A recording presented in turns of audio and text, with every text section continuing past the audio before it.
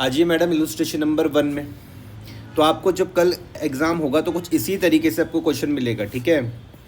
बोला जाएगा कि from the following trial balance of Rajan prepare trading profit and loss for the year ended 31 March 2024 and balance sheet as at that date after taking into account the following adjustment given below.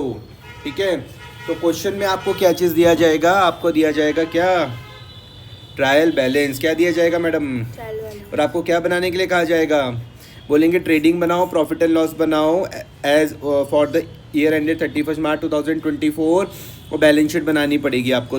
ठीक है, यहाँ तक कोई दिक्कत तो नहीं है। तो जैसे ही आपको ये मिलेगा, आपको सबसे पहले क्या करना है, इनका फॉर्मेट तैयार कर लेना है। इनके आपको फॉर्मेट तैयार कर लेना है। ध्यान से इस चीज़ को समझना। आपने बनाया trading and profit and loss account, book में दिख रहा है trading and profit and loss account for of Rajan for the year ended 31 March 2024। ठीक है, सॉल्यूशन में कोई दिक्कत तो नहीं है। ठीक है, आपको क्या करना है, ध्यान से इस चीज़ को समझो। लगभग 40% में या 30 to 40% में हमारे ट्रेडिंग आता है। मोटी मोटी पिक्चर सेट करते हुए चलते रहते हैं कि लगभग 30 to 40% में क्या आता है ट्रेडिंग, और बाकी रिमेनिंग 60% में क्या आएगा, PNL आएगा। यहाँ तक कोई दिक्कत तो नहीं है, पक्का।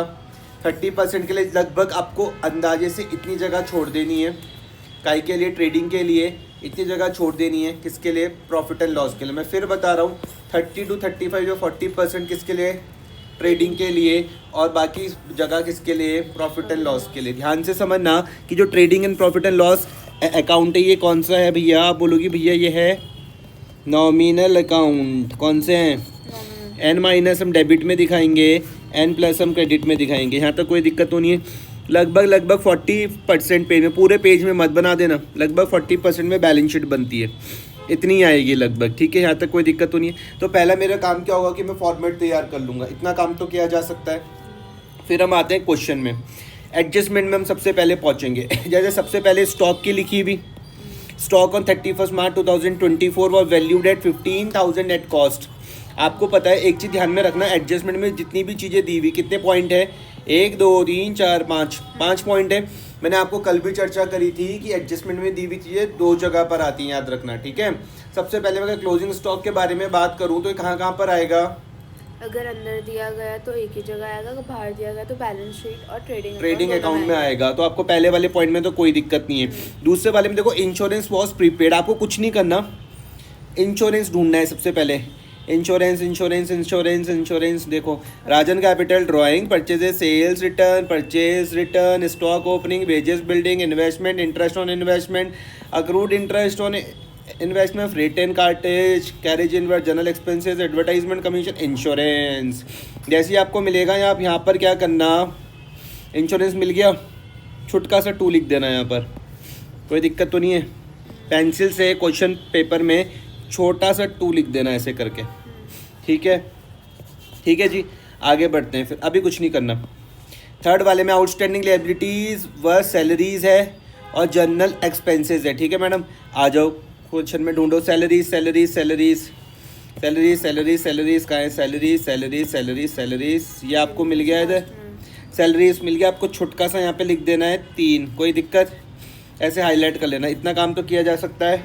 और एक जनरल एक्सपेंसेस भी था, ये रहा जनरल एक्सपेंसेस, छुटका सा यहाँ पे लिख देना 3, इतना कोई दिक्कत तो नहीं है। आगे हम बढ़ते हैं। उसके बाद है आउटस्टैंडिंग लायबिलिटीज़, ये हमने थर्ड वाला पॉइंट कर लिया। फोर्थ में commission of 5,000 is yet to be received, जो भी मिलना बाकी है। येट टू बी रिसीव्ड मतलब जो भी मिलना बाकी है। तो कमीशन, इंश्योरेंस से ऊपर कमीशन, यहाँ पर आप छुटका सा क्या लिख दोगी, 4, इतना तो किया जा सकता है, इतने में कोई दिक्कत तो नहीं है। पांचवा फिफ्थ वाले में क्या लिखा हुआ है भैया, कमीशन के बाद डेप्रीसिएशन किस में है, बिल्डिंग में। डेप्रीसिएशन किस में है, तो मैं बिल्डिंग ढूंढ सकता हूँ, बिल्डिंग, ये मुझको मिल गया बिल्डिंग। यहाँ पे मैं लिख दूंगा क्या, 5, और इसको कर दूंगा हाईलाइट। यहाँ तक कोई दिक्कत तो नहीं है, इतना काम किया जा सकता है। पहला काम मैंने करने के लिए क्या बोला, सबसे पहले फॉर्मेट तैयार कर लो। लगभग 30 to 40% में ट्रेडिंग आता है, और उसके बाद रिमेनिंग पोर्शन में प्रॉफिट एंड लॉस आ जाएगा 60% में। ठीक है, और बैलेंस शीट 40% पेज पर ही आती है। अब हम स्टार्ट करते हैं। ध्यान से इस चीज़ को समझना, बहुत सिंपल है, बहुत आसान है। मुझको एक चीज़ बताओ, क्या राजन कैपिटल के बारे में कुछ लिखा हुआ है, एडजस्टमेंट थी राजन कैपिटल के बारे में सॉरी राजन कैपिटल के बारे में एडजस्टमेंट थी। अच्छा राजन कैपिटल होती क्या है? लियाबिलिटी। आप बोलोगे भैया एल प्लस लियाबिलिटी होती है, यहाँ तक कोई दिक्कत तो नहीं है। एक ही सवाल पूछना है, क्या है इसके बारे में कुछ लिखा हुआ? जब नहीं लिखा हुआ तो आपको पता है कहाँ जाएगी? बैलेंस शीट में। देखो कहाँ जाएगी आपको पता है? बैलेंस शीट में लिख दिया। देखो ये कहाँ गई कैपिटल, सुंदर प्यारी कैपिटल, ये दिख रही कैपिटल वाला पॉइंट, ओपनिंग कैपिटल में लिख दिया आपने 384000। समझ में आया? थोड़ा सा रिटेंशन करने की वो करो कि ये कैपिटल कौन सी, इसके बारे में कुछ नहीं लिखा हुआ, बाहर नहीं लिखना, ओपनिंग कैपिटल में लिख दिया 384000। पक्का? मैंने खुद से क्या सवाल पूछा, क्या इसके बारे में कुछ एडजस्टमेंट है या नहीं? जब मुझको आंसर मिला नहीं तो मैंने सीधा कॉपी पेस्ट कर दिया। ये काम तो किया जा सकता है। आगे बढ़ते हैं आगे बढ़ते हैं। इसका मतलब अभी मेरा फॉर्मेट तैयार है, ठीक है। फिर हम बात करते हैं ड्राइंग्स। ड्राइंग्स में काय का रूल लगता है? एल माइनस का लिएबिलिटी को कम करता है, याद रखना। काय का? एल माइनस कहाँ पर आएगा? डेबिट में, हमेशा याद रखना। फिर से वही क्वेश्चन, क्या इसके बारे में कुछ लिखा हुआ है? क्या इसके बारे में कुछ लिखा हुआ? तो बस आपको याद रखना है कि ड्राइंग्स हमेशा कैपिटल से माइनस होती है। ये देखो यहाँ पर, समझ में आया? ड्राइंग्स हमेशा कैपिटल से माइनस होती है। अब तुम मुझसे पूछोगे कि भैया मैं इसको पहले लिख दूँ, कोई दिक्कत नहीं, लिख सकते हो। ओपनिंग कैपिटल के बाद अब लेस ड्राइंग भी कर सकते हो, कोई दिक्कत। इतना तो किया जा सकता है बच्चे से। तो बोलेगा भैया ओपनिंग कैपिटल के बारे में कुछ नहीं लिखा हुआ, लिख दिया। ड्राइंग मुझको पता है माइनस करनी है। आगे बढ़ते हैं आगे बढ़ते हैं। परचेजेस, परचेजेस कहाँ आता है? ट्रेडिंग में, एन माइनस। ये तो तुमको पता है। क्या इसके बारे में कुछ लिखा हुआ? नहीं भैया नहीं। लेकिन इसका भाई ढूंढ लो। इसका भाई क्या है? रिटर्न। तो इसको क्या करना पड़ता है? माइनस। देखो मैं सुंदर प्यारे ट्रेडिंग में आ गया, परचेज। अब बच्चों को ना इतना थोड़ा बहुत याद हो जाता है कि परचेज से पहले ओपनिंग स्टॉक भी चलता है। परचेज से पहले क्या चलता है? ओपनिंग स्टॉक चलता है। अभी तो चलो हमारी स्टार्टिंग है, लेकिन अब जब एग्जाम के बाद हम प्रैक्टिस करेंगे तब तुम्हारे दिमाग में पूरी पिक्चर बैठ जाएगी। लेकिन अभी तुमको पता है कि परचेज से पहले क्या आता है, उसको भी ढूंढ लो, उसको भी ढूंढ लो। स्टॉक ऑन 1 अप्रैल 2023, ये लिख दिया। इतना तो कर लोगी। इसका मतलब आप ये ओपनिंग स्टॉक लिख सकती हो और परचेजेस लिख सकती हो। लेकिन बार बार क्या क्वेश्चन पूछना है, क्या इनके बारे में कोई एडजस्टमेंट है या नहीं है? नहीं है तो सिंपल सिंपल कॉपी पेस्ट किया जा सकता है। आ जाओ क्वेश्चन में। हमने देखो सबसे पहले राजन कैपिटल, यहाँ पे देखना ध्यान से, उधर उधर उधर, वहाँ देखो उधर, मतलब बुक में मत देखना। राजन कैपिटल कहाँ आएगा? बैलेंस शीट में, लिएबिलिटी में। बहुत बढ़िया। राजन ड्राइंग्स हम कैपिटल से माइनस करते हैं। क्या वो पिक्चर तुम्हारे सामने आ रही है? कैपिटल वाली समझ में आ रही है, ओपनिंग कैपिटल समझ में आ रहा है, ड्राइंग्स माइनस करते हुए दिख पा रहा है। जैसे ही तुमने देखा परचेज, परचेज के साथ तुम क्या ढूंढोगी? रिटर्न, क्योंकि हमको नेट परचेज चाहिए होता है। फिर तुम्हारा दिमाग काम करेगा क्या परचेज से पहले मैं ये भी देख ली तो क्या ओपनिंग स्टॉक है या नहीं है। इतनी यहाँ तक कोई दिक्कत? पूरी पिक्चर में मेमोरी बन रही है तुम्हारी। आ जाओ फिर सेल्स। देखो उसके बारे में, लेकिन बार बार बीच में ये पूछना पड़ेगा क्या सेल्स के बारे में कुछ लिखा हुआ तो नहीं है? ठीक है, इसके बारे में कुछ नहीं लिखा हो तो इसकी साथी कौन सी होगी?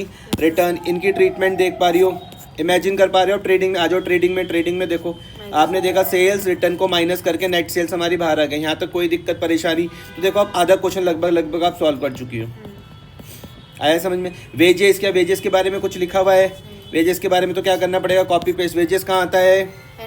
ट्रेडिंग में, एन माइनस डायरेक्ट एक्सपेंसेस। ठीक है मैडम, आपने ट्रेडिंग में लिख दिया। क्या यहाँ तक कोई दिक्कत आएगी? ठीक है, यहाँ तक कोई दिक्कत नहीं आएगी। उसके बाद वेजेस के बाद बिल्डिंग, अब आया एडजस्टमेंट। तो जैसी एडजस्टमेंट आएगा, जैसी ही एडजस्टमेंट आएगा पहुँच जाओ फटाफट से बिल्डिंग में। बिल्डिंग वाला पॉइंट कौन सा? 5 नंबर का। 5 नंबर वाला था ये था, देखो 5th वाला पॉइंट ये है depreciate building at the rate of 2% per annum. इसका मतलब बिल्डिंग में डेप्रीसिएशन लग रहा है। इसका मतलब बिल्डिंग में क्या हो रहा है? डेप्रीसिएशन लग रहा है। मुझको बताओ डेप्रीसिएशन का मतलब क्या होता है? जब गुड्स की वैल्यू वेयर एंड टेयर किसकी किसकी कम हो जाती है। किसकी? गुड्स की नहीं मैडम, असेट्स की। बिल्डिंग गुड्स नहीं है, असेट्स की। किसी भी चीज की अगर वेयर नहीं नहीं नहीं नहीं नहीं नहीं नहीं किसी भी चीज़ की नहीं, असेट्स की, टेंजेबल असेट्स की। आप बोलोगे कि भैया जब टेंजेबल असेट्स की वैल्यू कम हो जाती है तो हम उसको डेप्रिसिएशन बोलते हैं। समझ में आया? इसी का एक भाई होता है अमोर्टाइजेशन। इसी का एक भाई क्या होता है? अमोर्टाइजेशन बोलते हैं। जब इंटेंजिबल गुड्स की वैल्यू कम होती है तो हम डेप्रिसिएशन की जगह अमोर्टाइजेशन लिखते हैं। फिलहाल डेप्रिसिएशन है। समझ में आया? अभी तो मुझसे जनरल पूछी नहीं गई है, लेकिन फिर भी क्योंकि मैं तेज बच्चा हूँ तो मैं अपने दिमाग में एंट्री बना सकता हूँ कि depreciation account debit to building. कोई दिक्कत तो नहीं है? डेप्रिसिएशन डीआर टू बिल्डिंग, यहाँ तक कोई दिक्कत? अच्छा, अब मुझको बताओ कि डेप्रिसिएशन कहाँ पर आएगा? डेप्रिसिएशन डीआर टू बिल्डिंग, सिर्फ इसी में ही ध्यान देना और किसी क्वेश्चन में ध्यान देने की जरूरत नहीं है। ध्यान से इस चीज़ को समझना। आप मुझको बोलोगे कि भैया डेप्रिसिएशन तुमने बताया था नॉन कैश एक्सपेंस होता है। डेप्रिसिएशन तुमने समझा था इस टेबल से कि जैसे ही हम इस टेबल को इस्तेमाल करते हैं इसकी वैल्यू कम होती है। इसका मतलब मेरे पास खर्चा तो है, लेकिन ये डायरेक्ट एक्सपेंस नहीं है। डेप्रिसिएशन डायरेक्ट एक्सपेंस नहीं होता, क्या होता है? इनडायरेक्ट। तो ये कहाँ पर आएगा? प्रॉफिट एंड लॉस में आएगा। कहाँ पर आएगा? प्रॉफिट एंड लॉस में आएगा। तो देखो आपने क्या करा, अंदाजे से 40% जगह छोड़ रखी है। ध्यान से मेरी बात समझना, आपने अंदाजे से इतनी जगह छोड़ रखी है, समझ में आया? तो आप यहाँ से लिखोगे, यहाँ कहीं आ जाएगा सबसे पहले डेप्रिसिएशन दिख रहा। तो जरूर अब तुम मुझसे ये क्वेश्चन मत पूछना कि भैया मैं यहीं लिखूँ, अगर ये पॉइंट तुम्हारे सबसे पहले आ रहा है तो सबसे पहले लिख दो, लेकिन इतनी जगह छोड़ देना 40% जगह छोड़ने के बाद तुम्हें अब समझना है। तुमसे पूछो कि भैया ये तुमने यहाँ पे लिखवा दिया, क्या हमेशा यहीं आएगा? बिल्कुल, डेप्रिसिएशन हमेशा यहीं आएगा। डेप्रिसिएशन ऑन बिल्डिंग 4400 कैसे मैंने निकाला होगा? तो देखो बिल्डिंग कितने रुपए की है? 2,20,000। 2,20,000 का कितना परसेंट? 2%। 2,20,000 multiply by 2/100। कोई दिक्कत तो नहीं है। लेकिन क्योंकि आप तेज बच्चे हो, आपको पता है कि एडजस्टमेंट में दी हुई चीज़ें हमें दो जगह पर इफेक्ट करती हैं। तो एक तो हमने दिखा दिया प्रॉफिट एंड लॉस में, यहाँ तक कोई दिक्कत समस्या किसी तरीके की। दूसरा देखो, आ जाओ अपनी सुंदर प्यारी बैलेंस शीट पर। सुंदर प्यारी बैलेंस शीट जो तुमने बनाई, वहाँ पर लिख दिया तुमने बिल्डिंग 2,20,000 में से आपने डेप्रिसिएशन को माइनस कर दिया, 2,15,600 यहाँ पर आ जाएगा। नहीं आया समझ में? अब तुम मुझको कहोगे भैया मैं इस तरीके से करूँ, अभी फिलहाल मत करो। अगर ये पॉइंट तुम्हारा सबसे पहले आ रहा तो सबसे पहले लिख दो फिलहाल, बाद में मैं इसमें चीज़ें सही करवाऊंगा। फिलहाल अगर ये पॉइंट चलते हुए सबसे पहले आ रहा है तो उसको सबसे पहले भी लिख दो। फिर बता रहा हूँ कि डेप्रिसिएशन का मतलब क्या होता है? असेट्स में, गुड्स में मत बोलना, गुड्स में नहीं भैया, असेट्स में। जैसी असेट्स को हम इस्तेमाल करते हैं उसकी वैल्यू बढ़ती है कि कम होती है? कम होती है। अब तुम्हारा दिमाग काम कर रहा है कि इसने बताया था कि वैल्यू कम होती है, तो कौन सा खर्चा है? इनडायरेक्ट एक्सपेंस है। कौन सा है? इनडायरेक्ट एक्सपेंस का आते हैं, प्रॉफिट एंड लॉस में आते हैं। आपने एक इफेक्ट इसका प्रॉफिट एंड लॉस में 2 डेप्रिसिएशन ऑन बिल्डिंग करके दिखा दिया, लेकिन तुमने कहा कि ये बोल रहा है कि एडजस्टमेंट में दी हुई चीज़ दो जगह पर आती है, तो दूसरे में तुमने बिल्डिंग से डेप्रिसिएशन को लेस करके दिखा दिया। कोई दिक्कत तो नहीं है। तो हमने ये पॉइंट अपना पूरा कर लिया। पहला, दूसरा, तीसरा, चौथा, पाँचवा, छठा, सातवां, आठवां, नौवां। बिल्डिंग के बाद आते हैं 12% इन्वेस्टमेंट। इंपॉर्टेंट है, यहाँ पे डेट भी दी हुई, हमने जुलाई में खरीदे ये इन्वेस्टमेंट। इन्वेस्टमेंट मतलब होता है कि हमने कहीं निवेश करा हुआ। तो मुझे बोलोगे भैया 12% का मतलब क्या है? इसका मतलब सोचोगे, ध्यान से इसी को इमेजिन करके देखो, आपने कहीं इन्वेस्टमेंट करा हुआ, वो सामने आपको कॉम्प्लेक्स दिख रहा है, वो दिख रहा है। तो जो कंपनी उसको बना रही थी पूरे कॉम्प्लेक्स को, उस कंपनी ने कहा कि आप हमारे कंपनी पे निवेश करो, हम आपको 12% का रिटर्न देंगे। नहीं आया समझ में? इसका मतलब अगर आप उनको 100 रुपये दोगे, अगर आप उनको कितने रुपए दोगे? 100 रुपये। तो आपको वो 12% मतलब 112 रुपये देंगे वापस। तो इन्वेस्टमेंट क्या होता है आपके लिए? असेट्स होता है, याद रखना। इन्वेस्टमेंट क्या होगा? असेट्स होगा। तो देखो तभी कहाँ पे दिया हुआ, डेबिट में दिख रहा है 1 लाख रुपये, डेबिट में 1 लाख रुपये दिख रहा है, डेबिट में 1 लाख रुपये दिख रहा है। देखो ये ट्रायल बैलेंस में देखो A+ दिख रहा है डेबिट में, ट्रायल बैलेंस ये है क्वेश्चन में देखो मैडम 12% इन्वेस्टमेंट A+ 1 लाख रुपये। समझ में आई बात या नहीं आ रही है? क्या बोला कंपनी ने कि भैया आप हमें 100 रुपये तो हमको 12% देंगे। लेकिन ध्यान से मेरी बात को समझो, तुमने खरीदा कब ये? जुलाई में। कब खरीदा? जुलाई 2023 में। जुलाई 2023 में खरीदा, ठीक है। इसके बारे में क्या कुछ लिखा हुआ है? तो क्या कर दोगे? आ जाओ बैलेंस शीट में, ये लिख दिया तुमने 12% इन्वेस्टमेंट 1 लाख। आया समझ में? 12% इन्वेस्टमेंट 1 लाख समझ में आया। उससे ऊपर देखो बिल्डिंग लिखा हुआ, बिल्डिंग में से डेप्रिसिएशन हमने माइनस करा, क्योंकि इसमें एडजस्टमेंट थी। जिसमें एडजस्टमेंट नहीं हो सीधा कॉपी पेस्ट कर देंगे। क्लियर हो गया? आ रहा समझ में? आगे बढ़ते हैं। इन्वेस्टमेंट के बाद हम आगे interest on investment. Interest on कितना मिला मुझको? 9,000। क्या इसके बारे में कुछ लिखा हुआ है?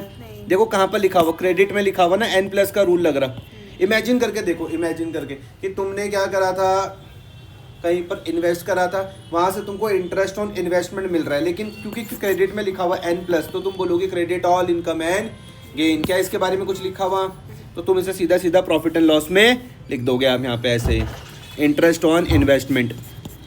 मैं फिर बता रहा हूँ, आपने अंदाजे से 40% जगह छोड़ रखी है, अंदाजे से 40% जगह छोड़ रखी है, अंदाजे से 40% जगह छोड़ रखी है। उसके हिसाब से आपने यहाँ पर लिखे आइटम। ऊपर नीचे हो जाए कोई दिक्कत नहीं, लेकिन इधर का उधर नहीं होना चाहिए। आगे बढ़ते हैं हम। उसके बाद आपने बोला भैया अक्रूड इंटरेस्ट ऑन इन्वेस्टमेंट, मतलब 3,000 ये वो इंटरेस्ट है जो भैया मैंने कमा लिया लेकिन मुझे रिसीव नहीं हुआ। Accrued interest on investment. अगर तुम्हें मेरी पुरानी क्लासेस याद होंगी तो मैंने बताया था अक्रूड इंटरेस्ट ऑन इन्वेस्टमेंट का मतलब है मैंने कमा तो लिया लेकिन मुझे रिसीव्ड नहीं हुआ, कमा तो लिया लेकिन मुझे रिसीव्ड नहीं हुआ। तो अक्रूड इंटरेस्ट ऑन इन्वेस्टमेंट मेरे पास क्या होता है, असेट्स होता है। क्या होता है, assets, क्योंकि ये अंदर दिया हुआ है, क्योंकि ये इनसाइड द ट्रायल बैलेंस है, तो कितनी जगह जाएगा, दो, एक जगह। अच्छा, दो जगह तो आउटसाइड वाला जाता है। अक्रूड इंटरेस्ट ऑन इन्वेस्टमेंट क्योंकि इनसाइड द ट्रायल बैलेंस दिया होता है, कहाँ पे जाएगा, balance, एक जगह। तो आपने देखो सुंदर प्यारी बैलेंस शीट में तुम्हें यहाँ पर दिख जाएगा अक्रूड इंटरेस्ट ऑन इन्वेस्टमेंट 3000। कोई दिक्कत तो नहीं है। अभी अगर ऊपर नीचे हो जाए कोई घबराने की बात नहीं है। आगे बढ़ते हैं हम, उसके बाद आगे बढ़ते हैं फ्रेट एंड कैरेज इनवर्ड, ये कहाँ जाएगा, inward freight and carriage inward. N minus का रूल लगेगा, कहाँ पर जाएगा, सॉरी, ट्रेडिंग, ट्रेडिंग में। लेकिन अगर आउटवर्ड होता तब तब उसमें प्रॉफिट एंड लॉस के डेबिट में, ठीक है। तो अब इसके बारे में कुछ तो लिखा हुआ ही नहीं है, इसके बारे में कुछ लिखा हुआ ही नहीं, तो सीधा इसे कॉपी पेस्ट कर सकता हूँ मैं। तो यहाँ पे मैंने देखो इसको फ्रेट एंड कैरेज को मैंने सीधा कॉपी पेस्ट कर दिया। आगे बढ़ते हैं, जनरल एक्सपेंसेस। तुमने बोला हम भैया इसमें तो नोट है, 3 नंबर का नोट है, तो जनरल एक्सपेंसेस में 3 नंबर का नोट पढ़ के देखता हूँ। 3 नंबर का नोट, ये रहा। Outstanding liabilities, general expenses. Outstanding liabilities क्या होता है, ये मैंने खर्चा तो कर दिया लेकिन अभी पैसा नहीं दिया। आउटस्टैंडिंग लायबिलिटी कब क्रिएट होती है, खर्चा कर दिया पैसा नहीं दिया, खर्चा कर दिया पैसा नहीं दिया, खर्चा कर दिया पैसा नहीं दिया। अब इसको मुझे रीड करना सीखना है कि जो जनरल एक्सपेंसेस यहाँ पर लिखा हुआ ट्रायल बैलेंस में, ये इनके पैसे तो मैं दे चुका हूँ। इमेजिन करके देखो कि आप कहीं पर गई, एग्जाम्पल के तौर पे तुमने मुझे कहा कि भैया मैं कहीं शॉपिंग करने गई, वहाँ पे मेरा 3300 का बिल आया। कितने का बिल आया, लेकिन मेरे पॉकेट में सिर्फ 2000 रुपीज़ से, तो मैंने 2000 रुपीज़ तो पे कर दिए, लेकिन बाकी अभी जो मैंने पे नहीं करे वो मेरे सर में क्या बनी हुई, लायबिलिटी बनी हुई। नहीं आया समझ में। मैं तुमसे पूछूंगा कि कितने का खर्चा हुआ, तो तुम क्या बोलोगी, 3300 का। लेकिन बोलोगे भैया मैंने 2000 रुपये तो दे दिए, लेकिन अभी 1300 रुपये मेरे सर में लायबिलिटी है। क्लियर हुआ, क्योंकि एडजस्टमेंट में दी हुई तो कितनी जगह आएगी, दो जगह पर। आपको पता है कि जनरल एक्सपेंसेस की जगह कौन सी होती है, प्रॉफिट एंड लॉस। आपने लिख दिया 2 जनरल एक्सपेंसेस, 2 जनरल, उसके साथ ऐड कर दिया। समझ में आया, क्योंकि आपने 40% जगह लगभग छोड़ रखी है अंदाजे से, तब ये आपने यहाँ पर लिखा। क्लियर हो रही है, 1300 करके 3300 आया, ये समझ में आया, आ गया। अब तुमको पता है तो एक जगह में लिखा, दूसरी जगह इसकी कहाँ जाएगी, लायबिलिटीज़ में। तो ये देखो यहाँ पर लायबिलिटीज़ की जगह देखो जनरल एक्सपेंस है 1300 रुपये लायबिलिटी। समझ में आ रहा, कोई दिक्कत तो नहीं है। जनरल एक्सपेंस लायबिलिटी होती है, नहीं वो होगी जनरल, यहाँ पे देखो जनरल एक्सपेंसेस तो मेरे पास खर्चा है ना, लेकिन जो मैंने नहीं पे करा, outstanding general expenses, outstanding general expenses, वो मेरे लिए लायबिलिटी होगी। अब आया समझ में या नहीं आ रहा, आगे बढ़ते हैं, आगे बढ़े। हमने बिल्डिंग वाला पॉइंट तो कर लिया था ना, आगे बढ़ते हैं। एडवर्टाइजमेंट के बारे में क्या कुछ लिखा हुआ है, एडवर्टाइजमेंट के बारे में क्या कुछ लिखा हुआ, N-, इसके कुछ लिखा हुआ इसके बारे में, नहीं, क्या कर दूंगा, कॉपी पेस्ट।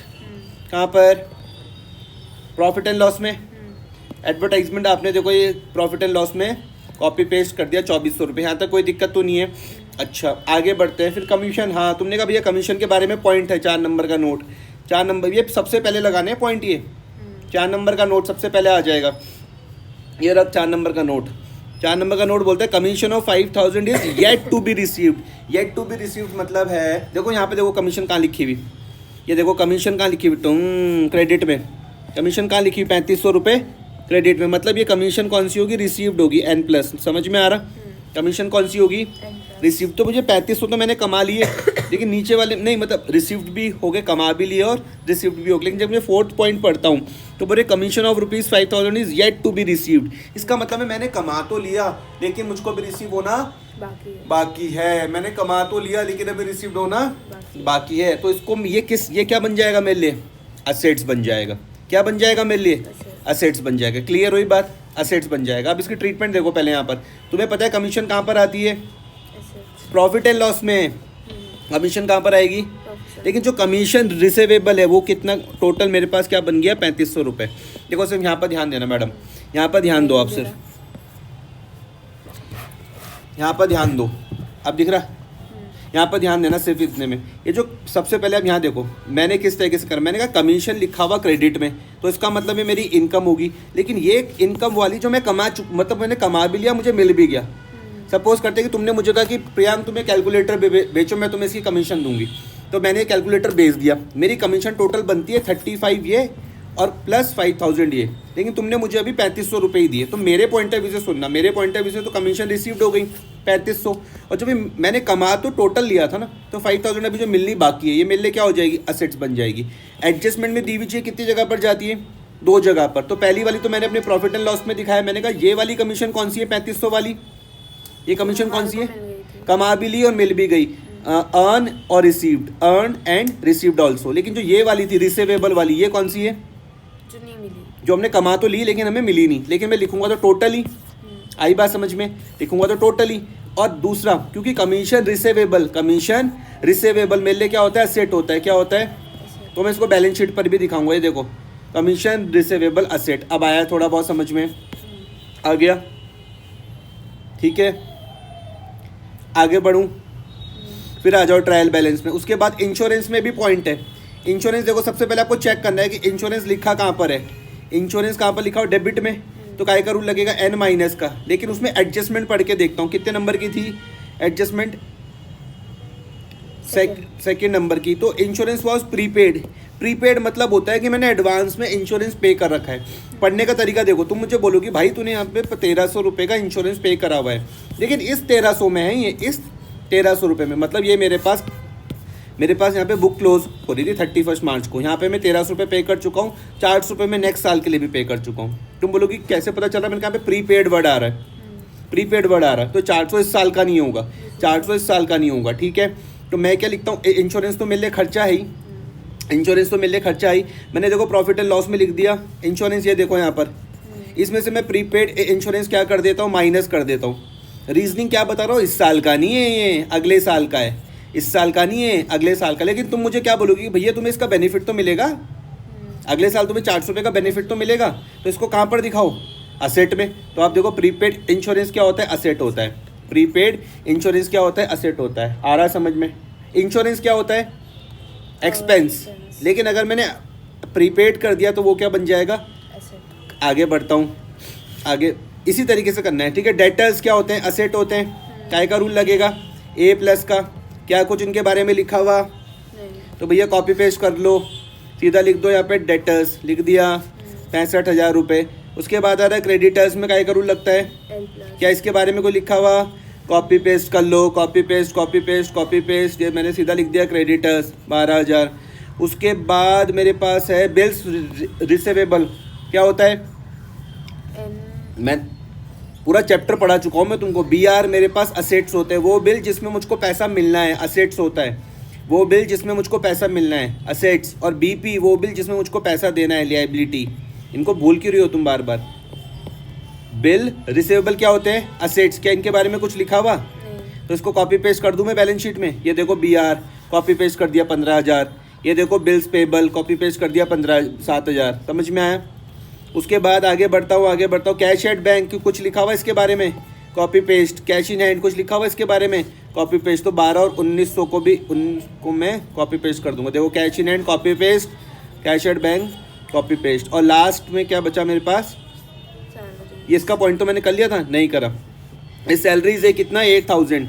ध्यान से समझना, जो सैलरीज 8,000 दिया हुआ ये मैं पे कर चुका हूँ, मेरे लिए N माइनस है ये मैं पे कर चुका हूँ। लेकिन इसमें पॉइंट दिया हुआ है, देखो यहाँ पे आउटस्टैंडिंग सैलरीज कितनी दिया हुआ, 2,000। तो आउटस्टैंडिंग सैलरी वो होती है जो भी देना बाकी है, वो खर्चे, सोचो वो खर्चे तुम्हारे पे मेड आती है। तुमने कहा कि भैया हमने क्या करा, उसे महीने भर काम तो करवा ले, लेकिन अभी उसकी 2,000 रुपये सैलरी देनी बाकी है। सुनो 2,000 रुपये सैलरी देनी बाकी है, तो वो क्या हो जाएगी, आउटस्टैंडिंग सैलरी हो जाएगी। आउटस्टैंडिंग सैलरी हो जाएगी, क्या हो जाएगी, आउटस्टैंडिंग सैलरी। तो वो आपके लिए वो क्या बन जाएगी, लिएबिलिटी बन जाएगी। ट्रीटमेंट देखो, सैलरीज कहाँ पे दिखाते हैं हम, प्रॉफिट एंड लॉस में। देखो यहाँ पे सैलरीज देखो, प्रॉफिट एंड लॉस में हम दिखा रहे, ऐड कर दूंगा मैं उसमें आउटस्टैंडिंग सैलरी, ऐड कर दूंगा मैं उसमें आउटस्टैंडिंग सैलरी। समझ में आया मैडम।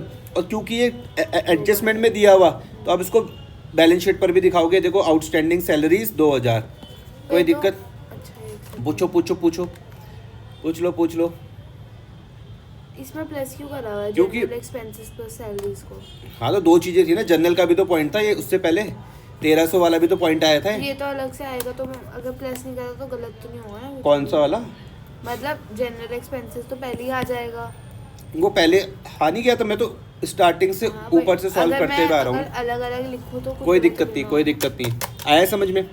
अब देखो मैंने क्या करा, जब मैं इस तरीके से कर रहा हूँ सिस्टमेटिक तरीके से, तो मेरा कुछ भी नहीं छूटेगा, कुछ भी नहीं छूट रहा है, ठीक है। मैंने सेकंड वाला भी कर लिया, थर्ड भी कर लिया, फोर्थ भी कर लिया, फिफ्थ भी कर लिया।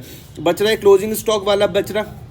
ये क्लोजिंग स्टॉक तुमको पता है कहाँ आता है? ट्रेडिंग में भी आता है। तो तुमने यहाँ पर लिख दिया बाय क्लोजिंग स्टॉक, और बैलेंस शीट पर भी आ जाएगा ये क्लोजिंग स्टॉक, कोई दिक्कत तो नहीं है, कुछ भी नहीं छूटा मेरा, कुछ भी नहीं छूटा। अब देखो क्लोज करने का तरीका देखो, मैंने क्या करना है, देखो इस ट्रेडिंग का पहले टोटल का करूँगा, जो साइड बड़ी उसको दोनों तरफ लिखना है। यहाँ पर देखो, यहाँ पर जो साइड बड़ी उसको दोनों तरफ, मान लो ये वाली साइड बड़ी है, एक सेकंड, बोलो बोलो बोलो बोलो, ये देखो जो साइड बड़ी होगी उसको दोनों तरफ लिखना है। रफ में मुझको क्या करना है, इनका टोटल करना है। जैसे ये यहाँ पर भी आ गया और यहाँ पर भी आ गया, फिर बड़ी में से क्या करना है, छोटे वालों को माइनस करना है। समझ में आया? क्रेडिट वाली साइड बड़ी होगी तो ये मेरे पास क्या आ जाएगा, gross profit carry down transfer to profit and loss account, ठीक है मैडम। ये यहाँ से यहाँ पर आ जाएगा। अंदाजे से स्पेस छोड़ के चलना इतना ट्रेडिंग के लिए, उसके बाद प्रॉफिट एंड लॉस के लिए। अब फिर इसको टोटल कर लेना, जो साइड बड़ी उसको दोनों तरफ लिख दिया, डिफरेंस आपका छोटी वाली साइड पर आ जाएगा। जैसे ये आ गया 34,200 आ गया, क्या है नेट प्रॉफिट आ गया, 34,200 क्या आ गया, नेट प्रॉफिट आ गया। किसके साथ कर दोगे ऐड? प्रॉफिट के साथ, ये कैपिटल के साथ। समझ में आया? और ड्राइंग्स को माइनस का करते हैं, बस ये तुम्हारी बैलेंस शीट क्या होनी चाहिए, मैच होनी चाहिए, कोई दिक्कत तो नहीं है। आ रही बात समझ में? करो फिर इसको।